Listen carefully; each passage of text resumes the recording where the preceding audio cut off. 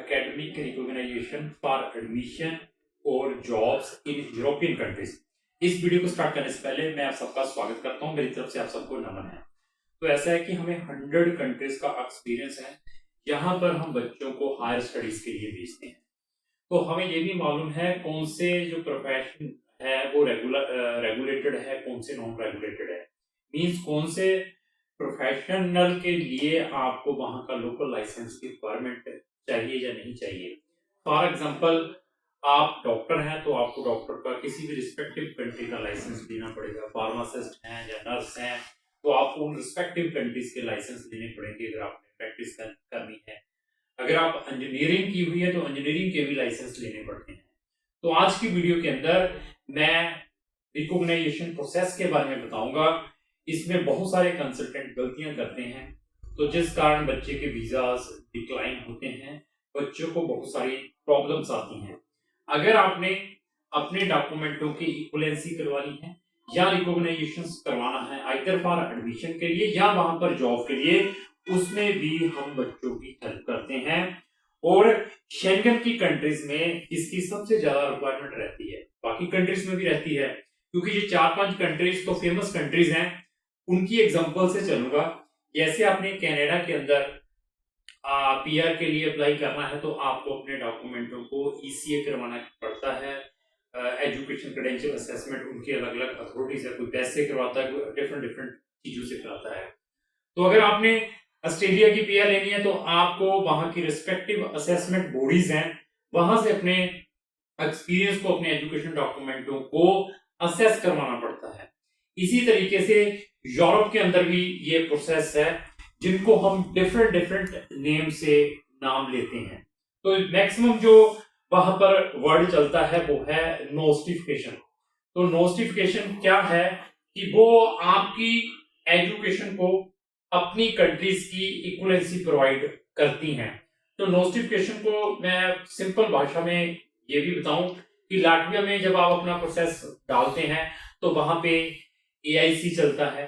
इसी तरीके से अगर आप पोलैंड में डालते हैं तो वहां नावा चलता है, और स्पेन में डालते हैं तो वहां होमोलोगेशन चलती है, कुछ कंट्री में नारिक चलता है। ऐसे बहुत सारे ये प्रोसेस है। तो जर्मनी के अंदर आपने देखा होगा पहले सारी एप्लीकेशन जूनियर असिस्ट के थ्रू पड़ती थी, वो भी इसी प्रकार बीपीडी प्रोवाइड करती थी। अभी एपीएस भी चल चुका है। एपीएस के अलावा वहां पे जेडएवी भी है, एनाविल भी है। तो अभी डिपेंड है कि आपने अपनी इक्विवेलेंसी कहां से लेनी है। तो मेरे पास बहुत सारे डॉक्टर्स भी कांटेक्ट करते हैं, नर्सेज भी कांटेक्ट करती हैं, इंजीनियर्स भी कांटेक्ट करते हैं, और जिन्होंने अपनी एजुकेशन कोई लॉयर हैं वो भी कांटेक्ट करते हैं फॉर इक्विवेलेंसी के लिए कि हमने अपनी इक्विवेलेंसी करवानी है अगर उन्होंने फॉरेन में जाकर जॉब्स करनी है। तो कुछ कंट्रीज में आपकी जो इक्विवेलेंसी है कंडीशनल मिलती है, कुछ में अनकंडीशनल मिलती है। कंडीशन में क्या हो सकता है कि वो ये कह सकते हैं कि आपको वहां का लोकल एग्जाम भी देना पड़ेगा, या आपको उस कंट्री की स्पेसिफिक लैंग्वेज लेवल पर भी सीखनी पड़ेगी, तब जाकर आपको अनकंडीशनल लाइसेंस उस रिस्पेक्टिव प्रोफेशन का प्रोवाइड किया जा सकता है। अभी नोटिफिकेशन के लिए भी बहुत सारे बच्चों को चैलेंजेस फेस करने पड़ते हैं। कौन सी कंट्री में, कुछ चेक रिपब्लिक की बात करूं, स्लोवाकिया, स्लोवेनिया की बात करूं, क्रोएशिया जैसी कंट्री, ऐसे बहुत सारी कंट्रीज में जब बच्चों ने वहां पर हायर स्टडीज के लिए जाना होता है तो उन्होंने इन चीजों को करवाना पड़ता है। तो अगर मैं इटली का नाम लूं तो इटली में डीओ भी बहुत फेमस है, डिक्लेरेशन ऑफ वैल्यू, वो भी एक इसी तरीके की एक वेरिफिकेशन प्रोसेस है जिसको आज की डेट में चीमिया भी कहते हैं। तो आप वो भी करवा सकते हैं।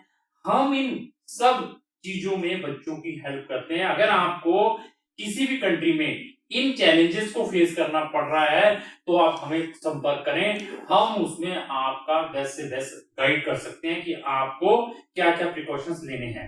तो आपकी ये जो इक्विवेलेंसी है, रिकॉग्नाइजेशन कैसे फास्ट आ सकता है, आप अपने डॉक्यूमेंटों को किस तरीके से उन रिस्पेक्टिव अथॉरिटीज को भेजें जो कि आपको इजीली आपके डॉक्यूमेंटों को ऑनलाइन वेरीफाई कर ले। डिजी लॉकर कहां पर एप्लीकेबल है, डिजी लॉकर आपका ये जो काम है इजी करवा सकता है या नहीं करवा सकता। आप अपने रिजल्ट्स जो भी आपने एजुकेशन गेन की है उसका ऑनलाइन प्रेजेंस कितने अच्छे तरीके से सामने वाली अथॉरिटीज को बता सकते हैं, उतनी जल्दी आपकी इक्विवेलेंसी हुई, रिकॉग्नाइजेशन प्रोसेस हुआ, वो आएगा। तो हम सब कंट्रीज में एडमिशन डालते हैं, Sweden, Finland, Denmark, Norway, Latvia, Lithuania, Estonia, चेक रिपब्लिक, हंगरी, फ्रांस, स्लोवाकिया, ये स्वीडन हुआ, स्विट्जरलैंड हुआ, और हमें हर एक इस टेक्निकल चीज के बारे में मालूम है। तो इसके बाद इनमें जब हम प्रोसेस डालते हैं तो इसके अंदर एक और वेरिफिकेशन प्रोसेस है, उसके भी वेरिफिकेशन टाइप है।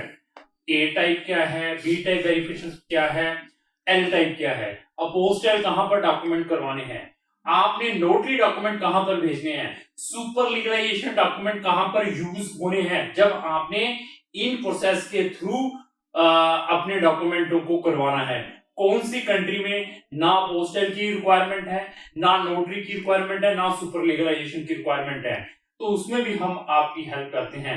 इवन इसमें कुछ ऐसी भी कंट्रीज हैं, अगर आपने वहां से अपनी इक्विवेलेंसी लेनी है, अगर आपने वहां से इक्विवेलेंसी लेनी है, आपका प्रोफेशन क्या है, अगर आपका कोई स्पेसिफिक प्रोफेशन है, वो आपकी कंट्री का पुलिस क्लियरेंस सर्टिफिकेट भी मांगते हैं। ये सारी की सारी जो इंफॉर्मेशन है हम अपने प्रोस्पेक्टिव क्लाइंट के साथ शेयर करते हैं।